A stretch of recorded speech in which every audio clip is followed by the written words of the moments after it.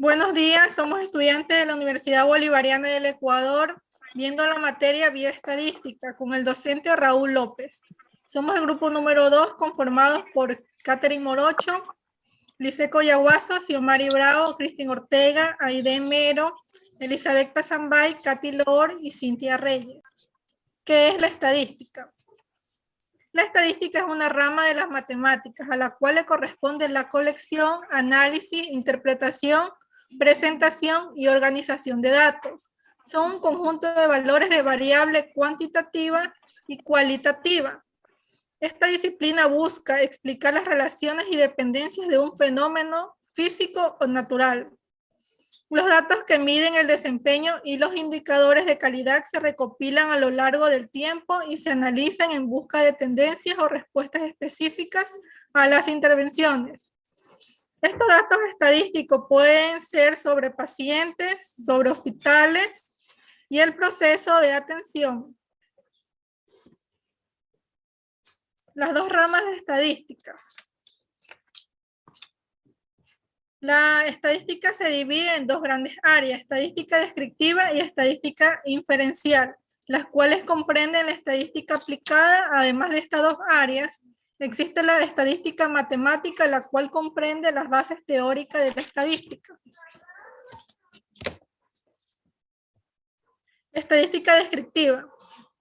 La estadística descriptiva es la rama de la estadística que describe o resume de forma cuantitativa, medible, características de una colección, de una recolección de información.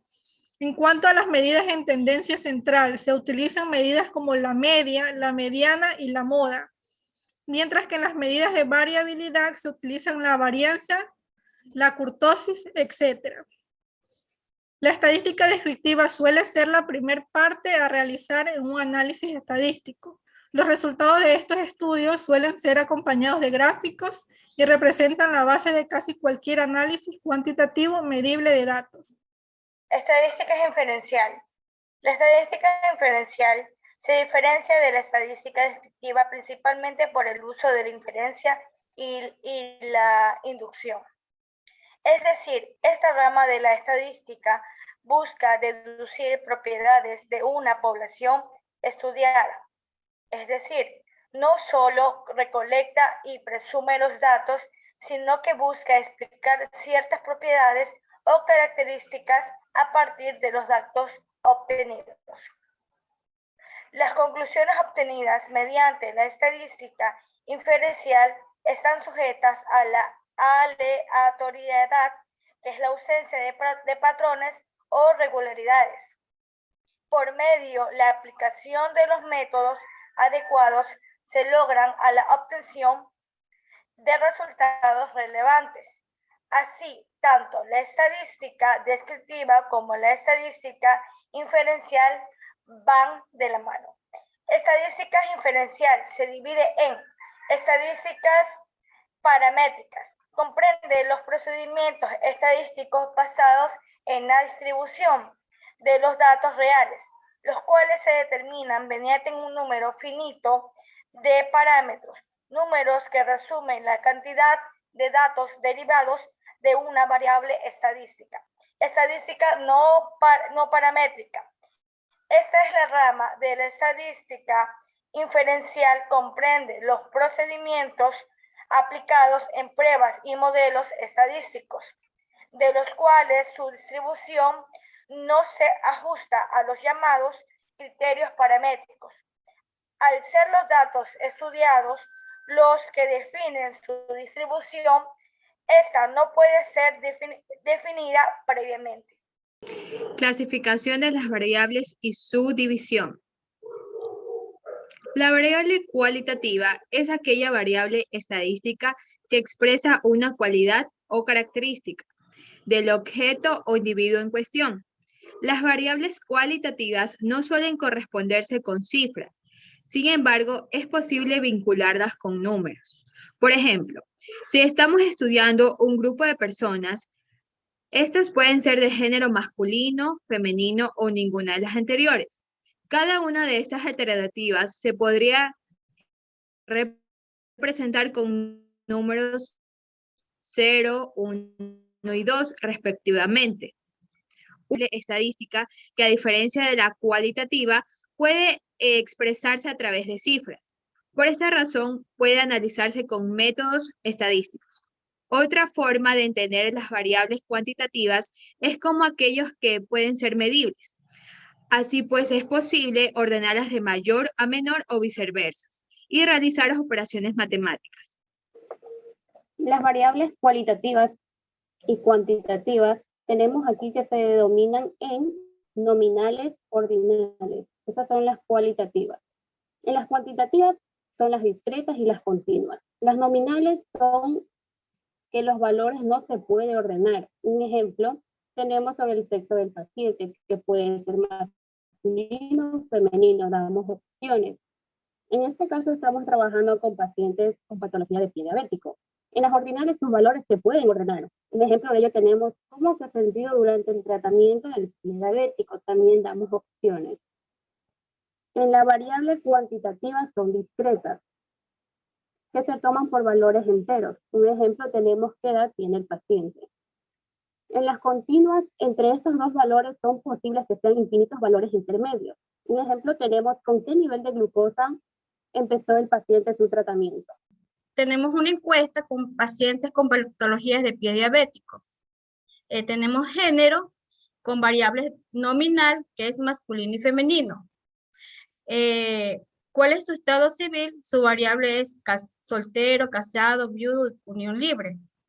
Tenemos ordinales. ¿Cómo se ha sentido durante su tratamiento de pie diabético? Mal, regular, bien, muy bien, excelente. ¿Qué tan grave llegó a la primera consulta de pie diabético? Si es agudo, moderado o grave. La discreta, ¿qué edad tiene usted? ¿Cuántos familiares de usted padece de dicha patología? Tenemos la continua. ¿Cuál es su peso actualmente? ¿Con qué nivel de glucosa usted comenzó antes su tratamiento? Ya. Se trabaja en el programa de Jamovi con cada variable. Hicimos la encuesta a 60 pacientes. Para utilizar el programa Jamovi, lo hicimos de la siguiente manera.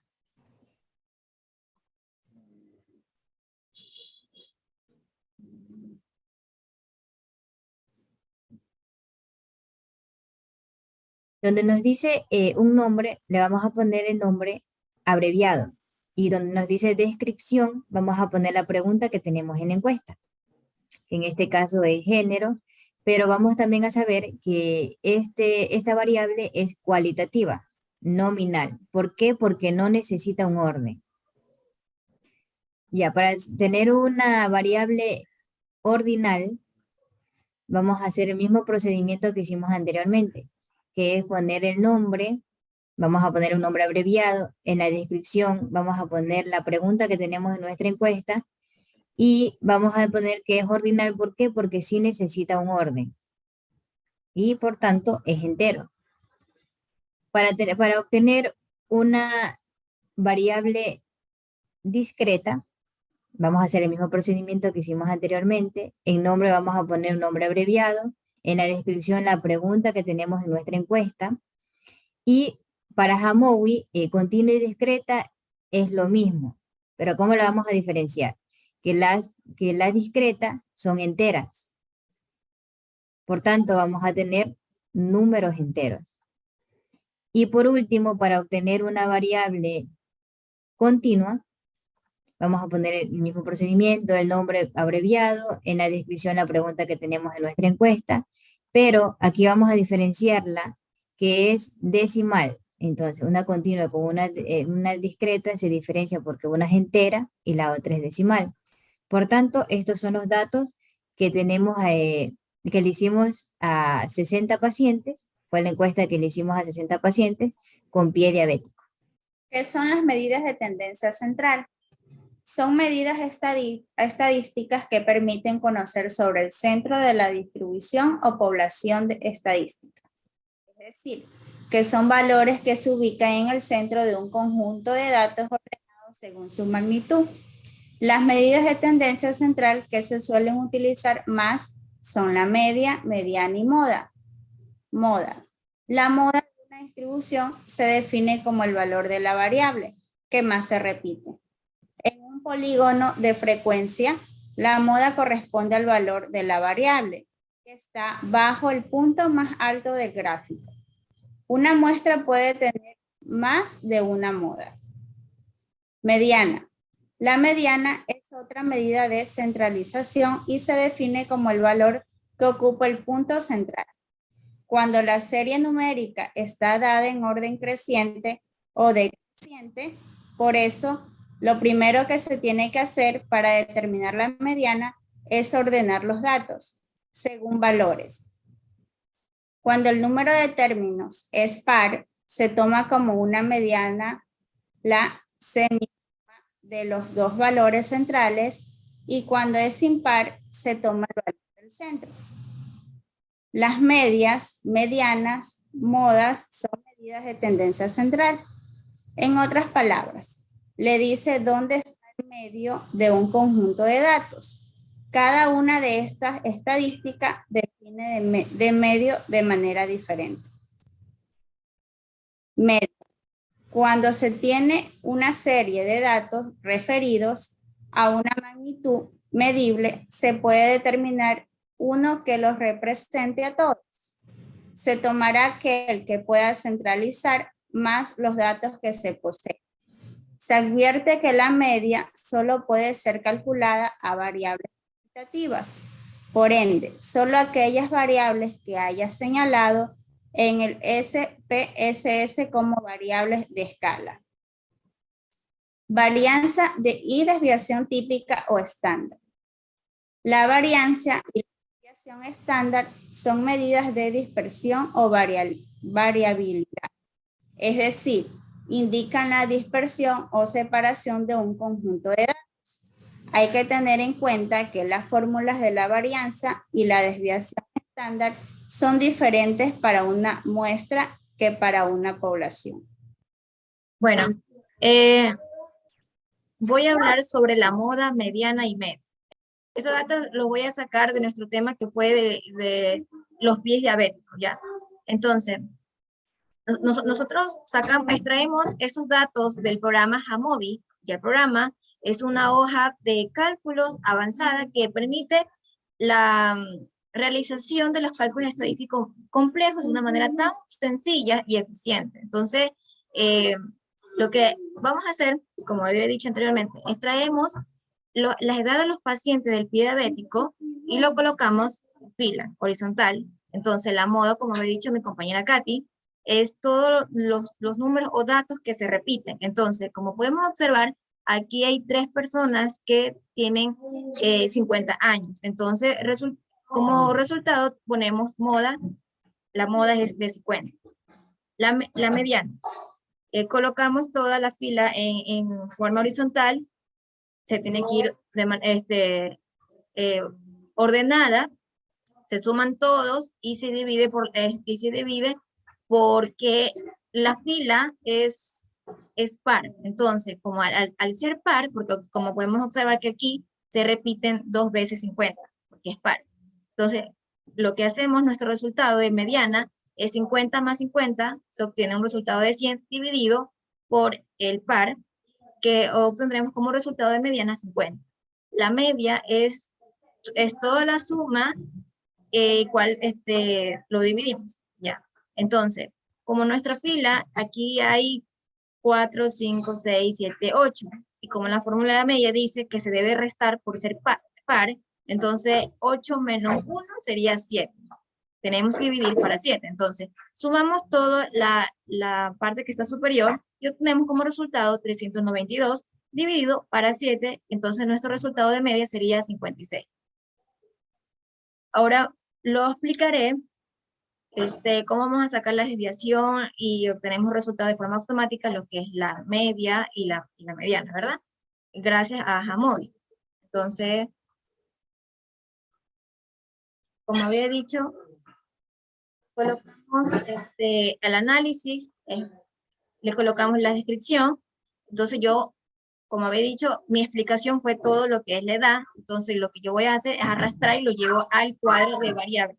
Entonces, una vez que ya arrastramos la edad, nos sale ya la tabla automática de la descripción.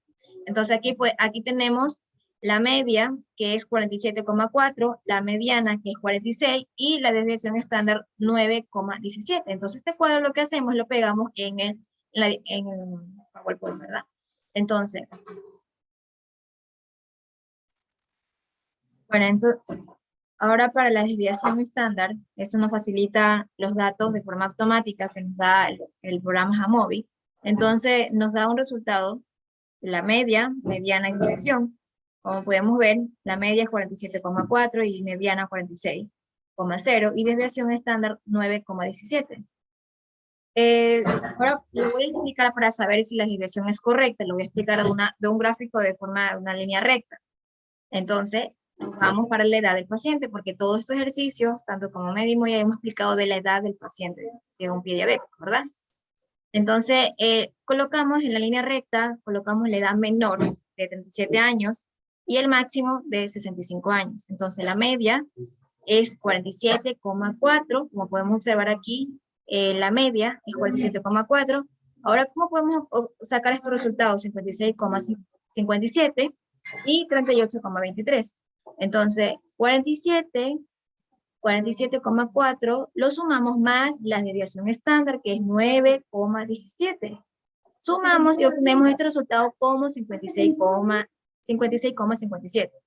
Ahora, para obtener este resultado de 38,23, 7,4 de la media lo restamos menos 9,17 de la desviación estándar. Entonces, obtenemos un resultado de 38,23. Y hasta aquí termina nuestra explicación de lo que es la desviación estándar. Y antes de terminar, ¿cómo sabemos si esta desviación estándar es correcto? Porque la cantidad es menor. Si la cantidad es mayor, sería una desviación incorrecta. Por lo tanto, esta es unos datos de edad de paciente con pie diabético de una desviación estándar correcta. Entonces, hasta aquí llegó nuestra exposición y muchas gracias.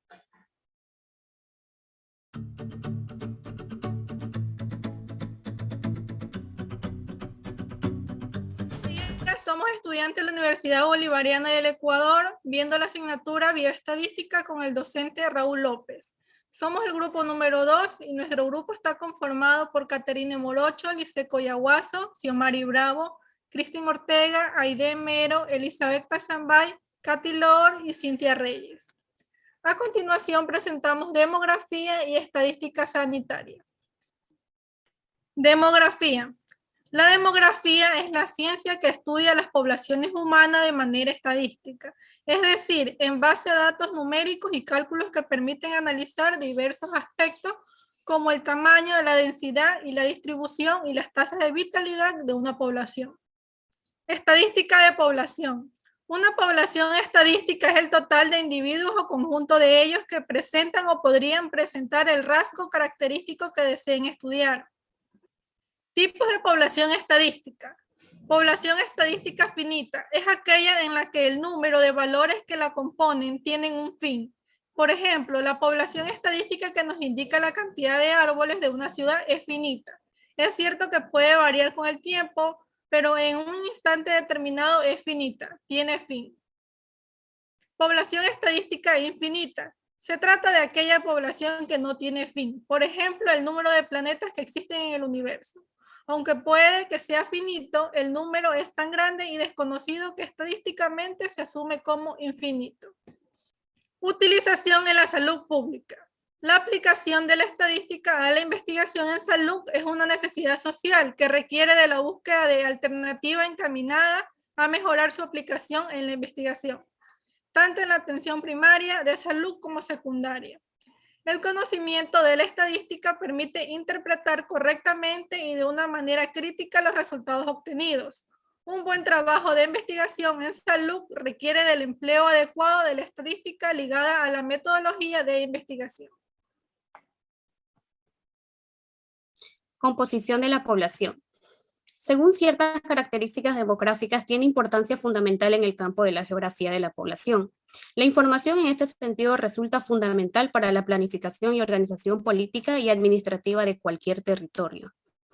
Entre estas características se pueden señalar las siguientes: composición de población según edad y sexo, Esta composición se representa por un gráfico de barras horizontales que representan el eje de abscisas, datos absolutos o porcentaje de la población total de hombres a la izquierda y de las mujeres hacia la derecha, como podemos observar en la imagen. Pirámide de población. Es una doble histograma de frecuencias dispuestos horizontalmente sobre el eje de abscisas, y en el eje de las órdenes se disponen los grupos de edad. La pirámide poblacional puede estar en números absolutos, números de personas, números de nacimientos y entre otras. Existen diferentes tipos de pirámides, entre los cuales tenemos que son 4 pirámides. La pirámide de población progresiva, que está representado por Ecuador. La pirámide de población regresiva, que está representado por España. Pirámide de población estancada o estacionaria, que está representado por Chile. Y por último tenemos la pirámide de población desequilibrada o desajustada, que está representado por Qatar. Estadística en salud. Las estadísticas de salud son cifras que resumen la información relacionada con la salud. Investigadores y expertos en agencias privadas sin fines de lucro recopilan estadísticas de salud y las utilizan para aprender sobre la salud pública y la atención médica. Hablaremos sobre la reseña histórica de la estadística de salud en Ecuador y en el mundo. La estadística en el Ecuador forma parte de la necesidad humana de enumerar, cuantificar, calcular acerca de los objetivos que rodean al ser humano y a lo largo de la historia. No obstante, nuestro país merece la construcción de una historia estadística que rescate su memoria, ya que en el segundo cuarto del siglo XX se posicionó en la opinión pública nacional de su institucionalidad el supuesto sobreentendido de que el Ecuador en la estadística demográfica no tenía vigencia antes de 1950. Mientras se hacía caso omiso de unos archivos condenados al silencio y ricos en información de nuestra historia social. Este es el problema que justifica la presente investigación acerca de la historia de censos e institucionalidad estadística en el Ecuador. En el informe de las estadísticas sanitarias mundiales de este año deja claro que los esfuerzos mundiales de las últimas décadas van dando sus frutos. Los datos más actualizados que tenemos sobre algunos de estos indicadores vitales de los ODS revelan las tendencias en materia de salud en los Estados miembros, las regiones y los mundos en conjunto. Los datos demuestran que seguimos haciendo progresos sumamente alentadores en muchos terrenos, pero también que en otros lados no estamos avanzando. La desigualdad persiste y algunas regiones se mantienen rezagadas. Seguimos trabajando juntos para mantenernos centrados en nuestros objetivos. Las estadísticas utilizadas en el campo de la salud. Estas estadísticas juegan un papel crucial para aquellos en medicina, salud aliada, informática y etcétera, porque le permite comprender la investigación que se lleva a cabo a sus respectivos campos, la interpretación de los datos, el seguimiento de los métodos y los resultados, etcétera.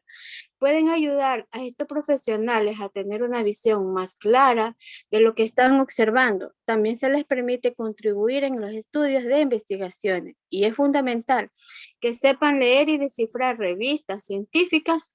Estos campos siempre están creciendo y siempre hay nuevas investigaciones para hacer. Estadísticas vitales de natalidad y mortalidad. Los registros estadísticos de nacidos vivos y de funciones fetales son investigaciones orientadas y cuantificar los hechos vitales ocurridos y inscritos, la información que se investiga y sirva para la planificación de estrategias socioeconómicas del país y proporcionar a los sectores públicos y privados uno de los instrumentos básicos para los análisis demográficos. Estadística de morbilidad. Una tasa de morbilidad rastrea cómo las enfermedades agudas y crónicas infectan a una población. Las tasas de morbilidad se pueden utilizar para determinar la salud general de una población. Mediante el uso de una tasa de morbilidad, se pueden determinar las necesidades de atención médica de una población. Estas tasas también se utilizan en industrias actuariales, como los seguros. Las aseguradoras utilizan las tasas de morbilidad para desarrollar pólizas de cobertura, determinar las primas y reservar los beneficios para reclamos de seguros. Estadísticas de recursos y servicios. Las estadísticas de recursos las recopila un modo de integración para registrar el rendimiento y los detalles operativos de los recursos que utilizan los servidores de integración. Estadísticas de higiene y saneamiento son importantes para la salud humana, así como la salud del resto del planeta, pero mientras que la buena higiene es algo que se controla en escala individual.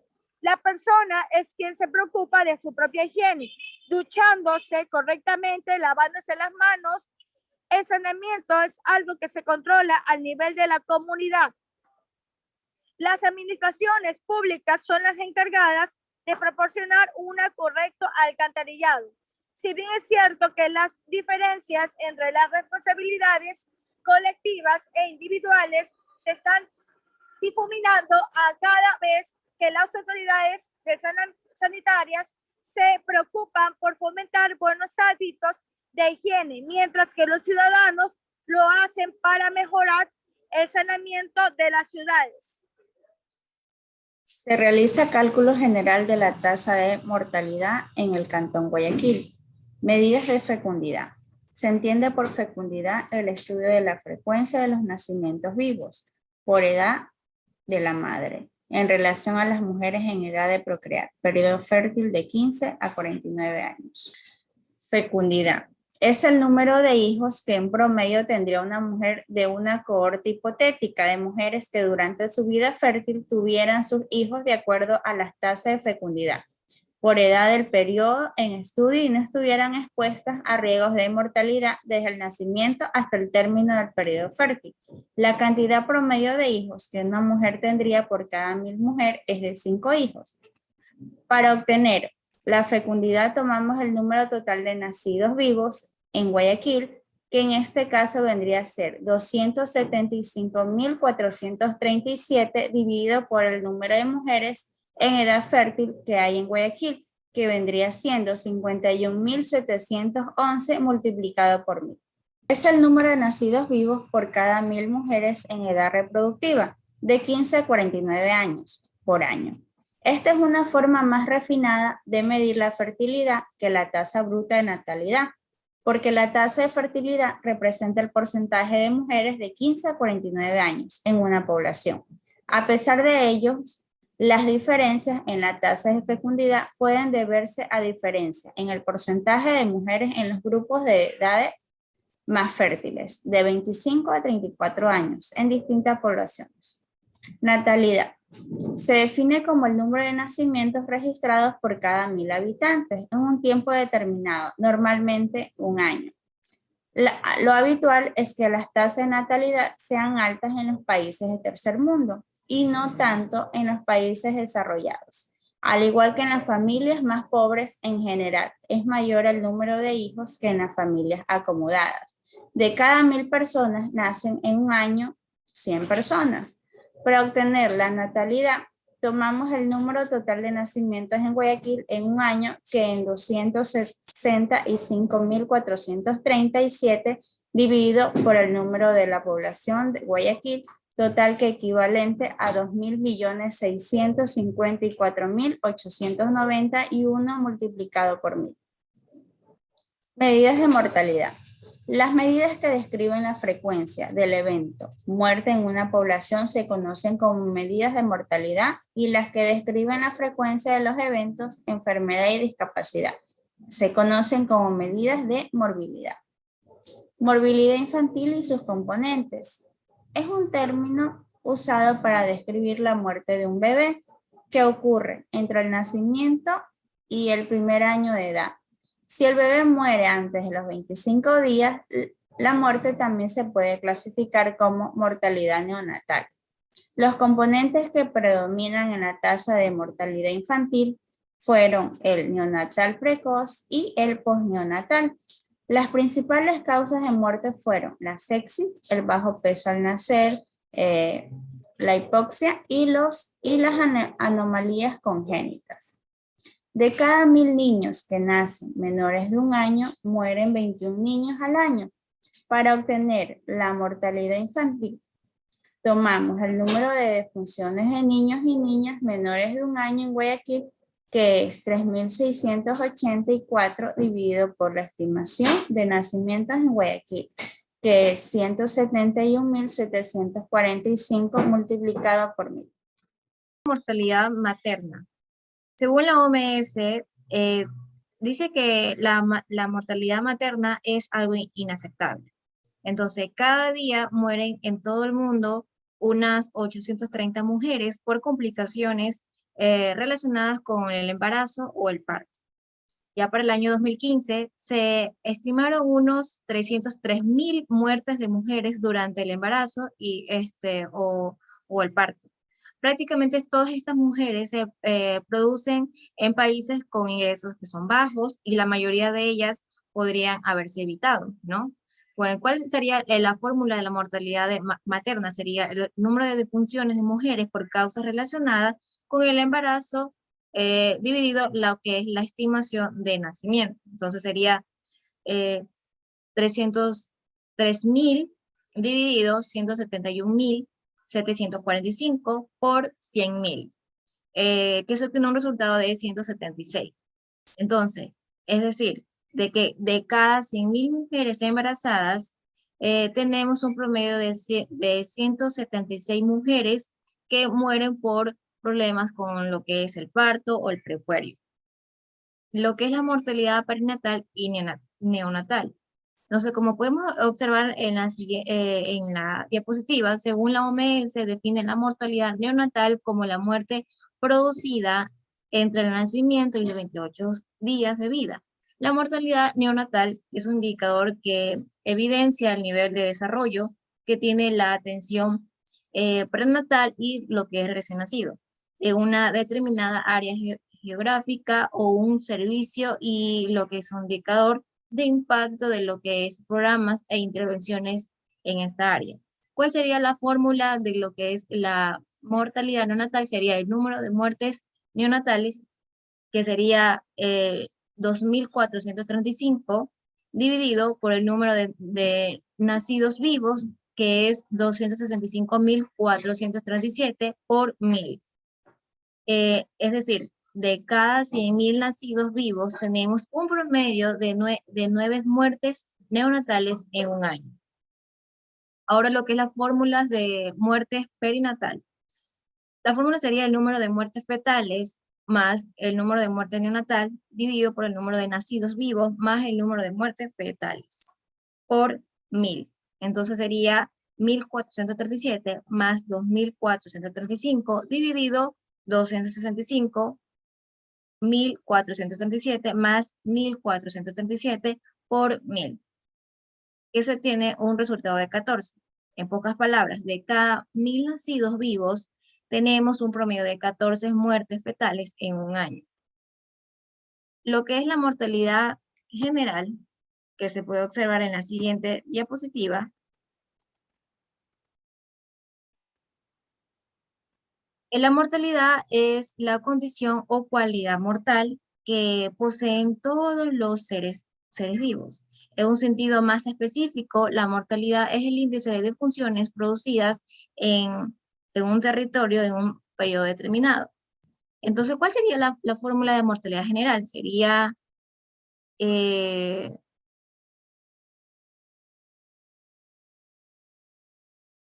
sería el número de defunciones en un año y lugar dividido lo que es la población total por 1000. Entonces quedaría el cálculo así. 115.516 dividido 17.511 de 6,59. Entonces, en pocas palabras sería, de cada 1000 personas en la población tenemos un promedio de 7, porque se debe redondear. Entonces, de defunciones al año en la población en general.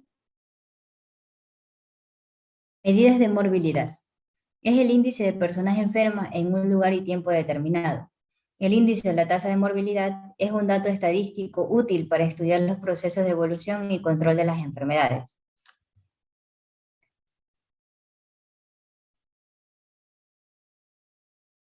Incidencia. Es la cantidad de casos nuevos de una enfermedad, un síntoma, muerte o lesión, que se presenta durante un periodo de tiempo específico, como un año.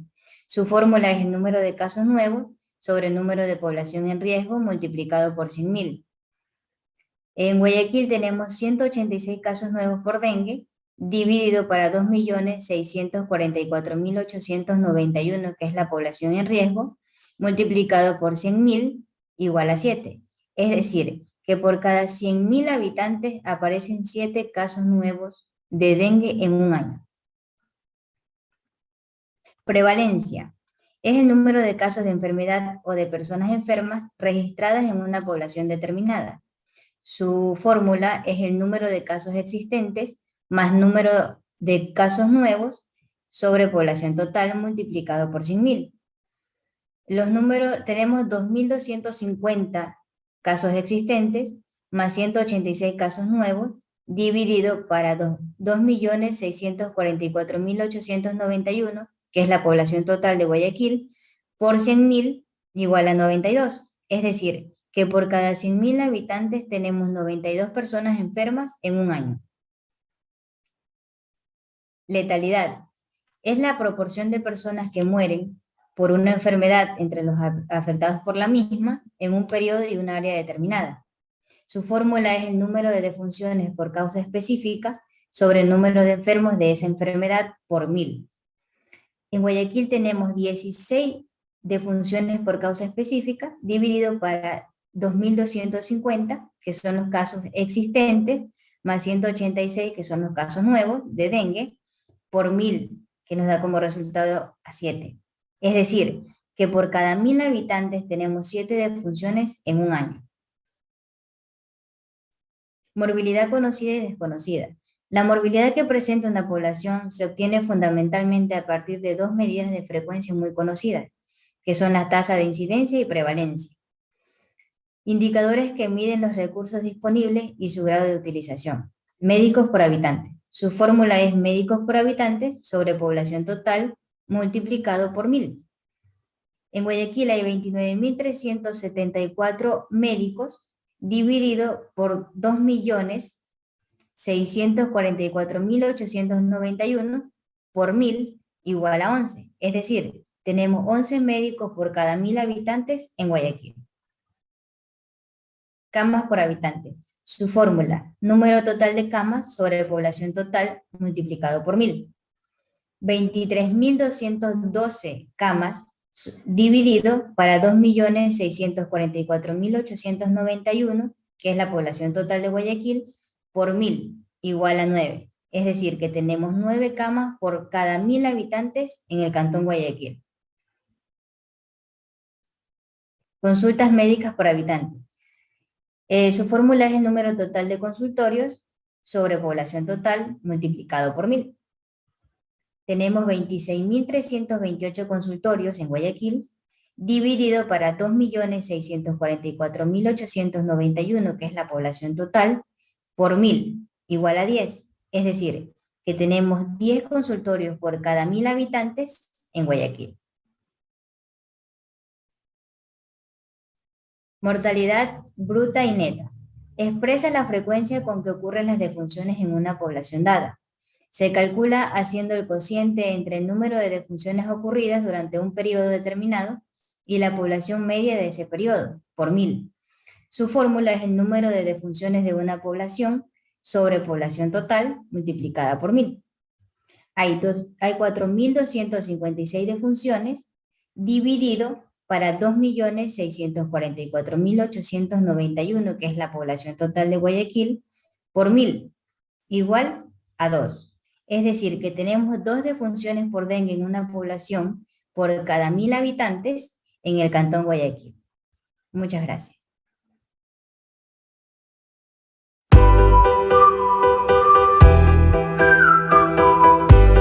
Muy buenos días. Somos estudiantes de la Universidad Bolivariana del Ecuador, de la carrera Licenciatura en Enfermería, la asignatura Bioestadística. El docente Raúl López. Somos el grupo número 2. Probabilidad de fenómenos aleatorios. En este caso tenemos un ejercicio. Como fenómeno A, seleccionar un paciente con diabetes. Espacio muestral. Tenemos tipo 1, tipo 2, gestacional, tipo 1 y tipo 2. Entre nuestro espacio muestral tenemos 6 tipos de diabetes. Tenemos suceso A, seleccionar un paciente que tenga diabetes tipo 1. B, seleccionar un paciente que tenga diabetes tipo 2. 3, seleccionar un paciente que tenga diabetes gestacional. Y la D, seleccionar un paciente que tenga diabetes tipo 1 y tipo 2. Entre estos tenemos ahí, como observamos en la imagen, tenemos la fórmula clásica de probabilidad. La definición de probabilidad clásica son todos los factores que se ocurren en el suceso. Tenemos la fórmula que es P, entre paréntesis K, igual a casos favorables a que ocurren el suceso sobre total de casos en que se.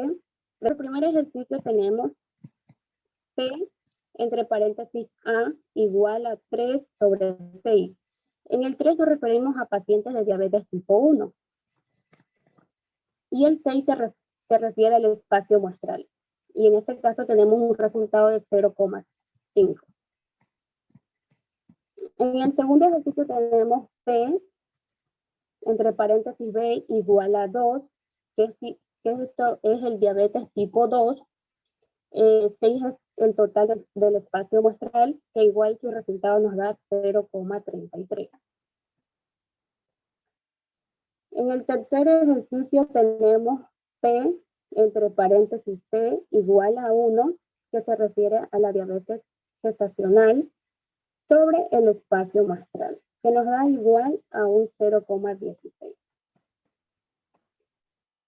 En el otro ejercicio tenemos P, entre paréntesis D, que es igual a P, que son pacientes de diabetes tipo 1, más pacientes con diabetes tipo 2, que el resultado nos da igual a 0,5, más 0,33, que igual nos da 0,8. Estos son los excluyentes.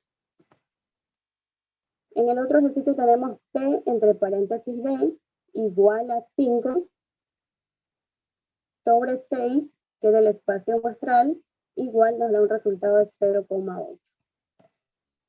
En el siguiente ejercicio tenemos P, entre paréntesis E, igual a espacio muestral, que sobre espacio muestral, que esto se refiere que nos da un resultado de 1P, que es el suceso seguro. Como último ejercicio tenemos P, entre paréntesis F, igual, que nos da 0 sobre el suceso seleccionado de todos los pacientes con diabetes, igual, que nos da un resultado de 0. Esto se refiere a un suceso imposible. ¿Qué es el muestreo?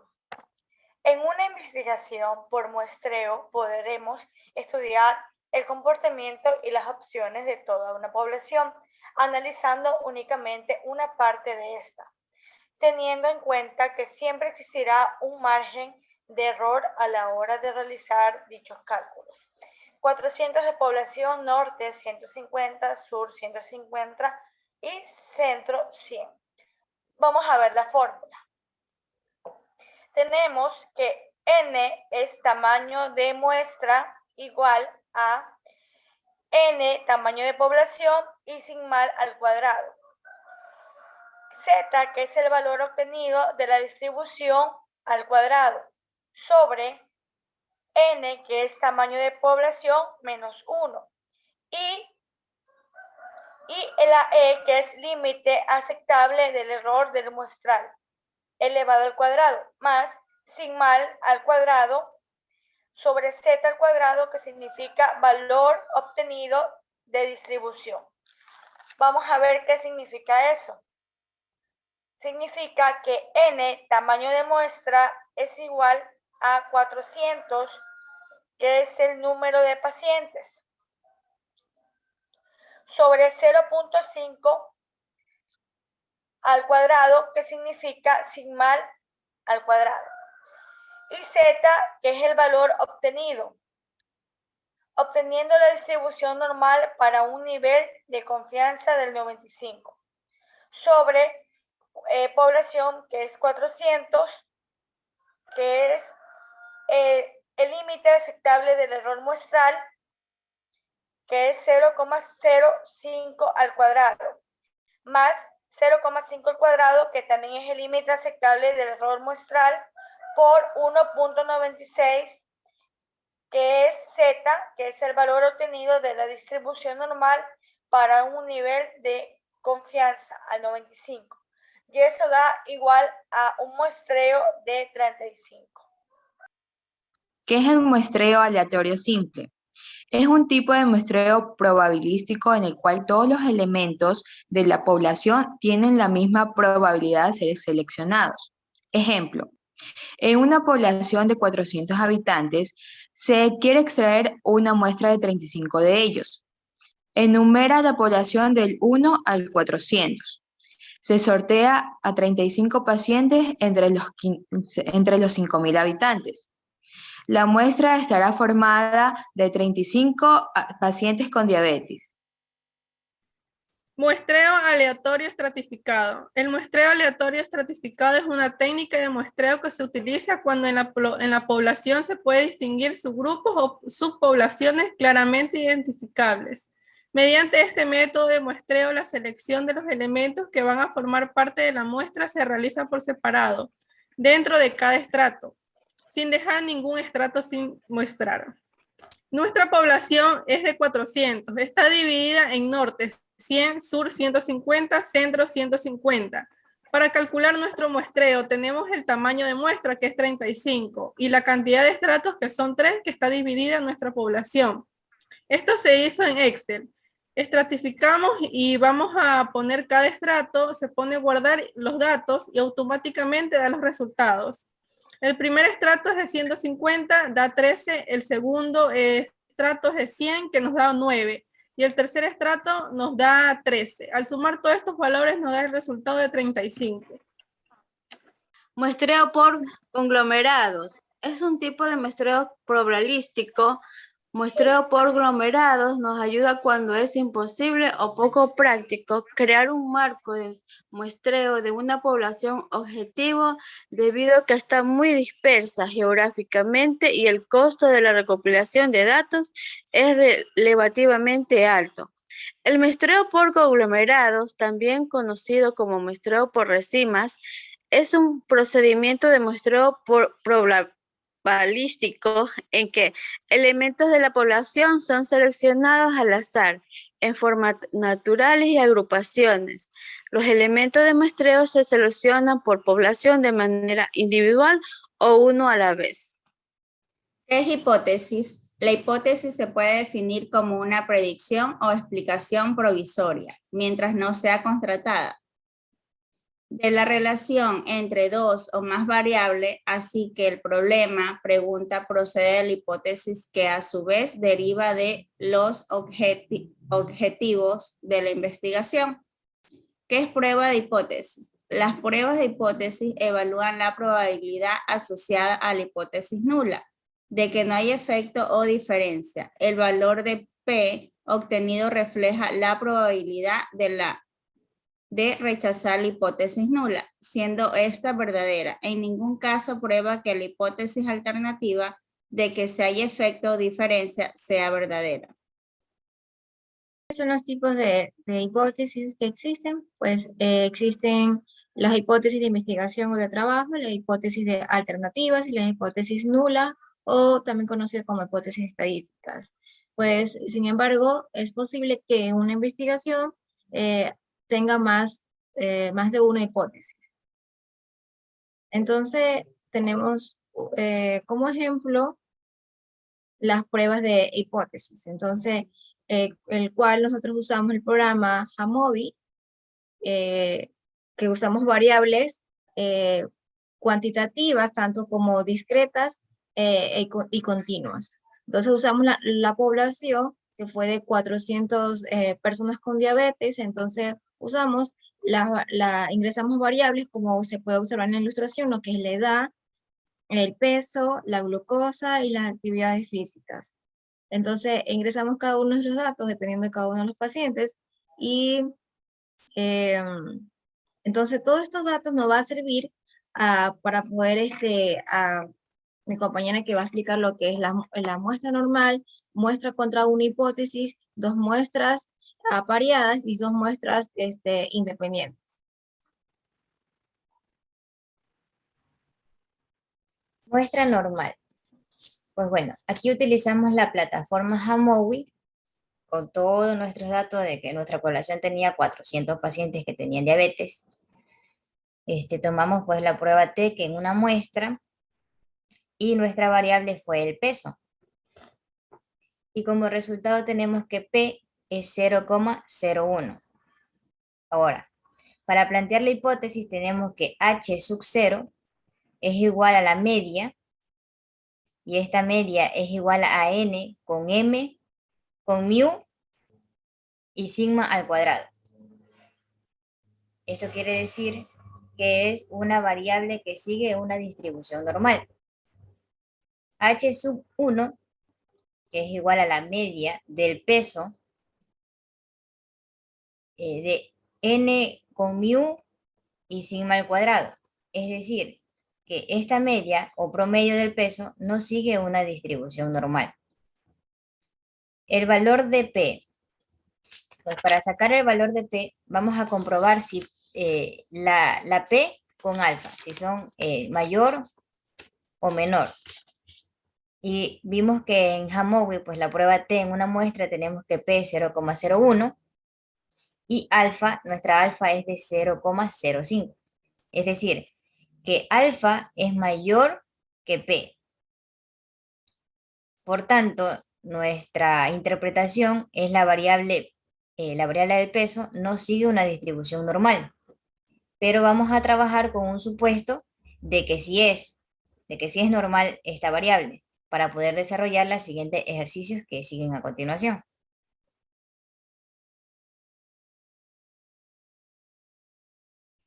Muestra contra una hipótesis. Pues asimismo, pues tenemos nuestra variable que es el peso. En este caso, pues para formar la hipótesis tenemos que tener un valor de prueba, que nuestra media es de 73, es decir, el peso de los diabéticos en el Ecuador, según INEC, tiene peso promedio de 73 kilogramos. Si el promedio del peso de los 400 diabéticos difiere en el estudio que se realizó según el INEC en Ecuador, donde se estableció que el peso promedio es de 73 kilogramos, pues tenemos que P es igual a 0,01. Entonces, vamos a plantear la hipótesis. H sub 0 es igual a la media, y esta media tenemos que es igual a 73 kilogramos de los pacientes masculinos. Y H sub 1, que es igual a la media, que es distinta a 73 kilogramos, que es la de los pacientes femeninos que tienen diabetes. Entonces, aquí vamos a comprobar si la P es mayor que alfa o si alfa es mayor que la P. Y tenemos que P es 0,01 y alfa es 0,05. Es decir, que alfa es mayor que P. Y como nuestra interpretación sería que no existen diferencias significativas entre el promedio del peso de la muestra estudiada con el valor hipotético o histórico de los diabéticos en Ecuador con un nivel de confianza de 95. Aquí, como podemos ver que alfa es mayor que P, no quiere decir que es H sub 1. ¿Por qué? Porque no es igual.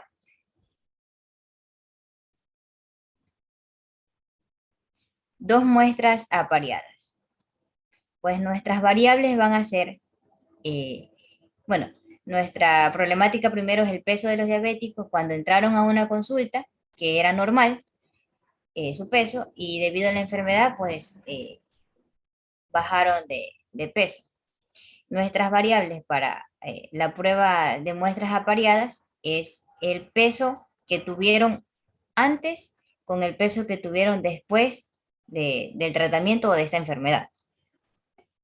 Y pues vamos a ver que la hipótesis, vamos a escoger que es medida a 1, la medida 1, que es el peso 1, va a ser distinto o igual que la medida del peso que es el 2, o sea, después. Y nos dio como resultado que nuestra prueba T para muestras apareadas es igual de P es igual a 0,01. Por tanto, para plantear nuestra hipótesis, tenemos que H sub 0 es igual a la media, que en este caso sería el peso que antes tenía, igual a la media que sería el peso que obtuvieron después. Y nuestra H sub 1 es igual al peso que tenían pues antes, pero no es igual al peso que obtuvieron después. Entonces, el valor de P nos dio 0,01 y nuestro valor alfa es 0,05. Es decir, que alfa es mayor que P. Por tanto, nuestro sería sub 1. ¿Por qué? Porque es distinto. Entonces, nuestra interpretación sería que sí hubo cambios en el peso de los diabéticos.